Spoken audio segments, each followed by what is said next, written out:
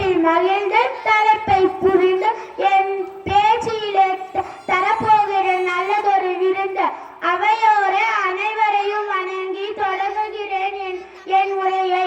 காமராசர் அவர்கள் 1903ஆம் ஆண்டு ஜூலை மாதம் 15ஆம் தேதி விருதுநகரில் பிறந்தார். இவருடைய தந்தை பெயர் குமாரசாமி, தாயார் சிவகாமி அம்மையார். விடுதலை வீரர் திரு சத்தியமூர்த்தியின் வாரிசாக விளங்குகிறவர் காமராசர்.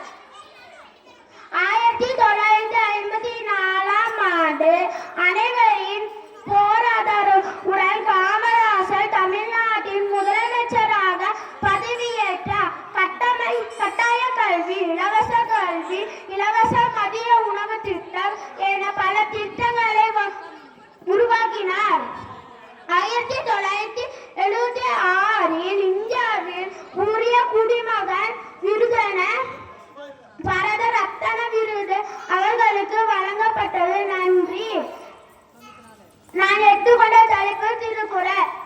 நன்றி மறப்பது நன்றன்று, அன்று மறப்பது நன்று. அகர முகர எழுதெல்லாம் ஆதி பகவன் முகத்தே உலகு.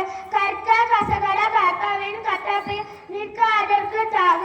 துப்பாக்கு துப்பாய துப்பாக்கி துப்பாய் தூவும் மலை. தீனால் சுட்ட பொன் உள்ளாறு ஆறாவது நாவினால். Disconnected.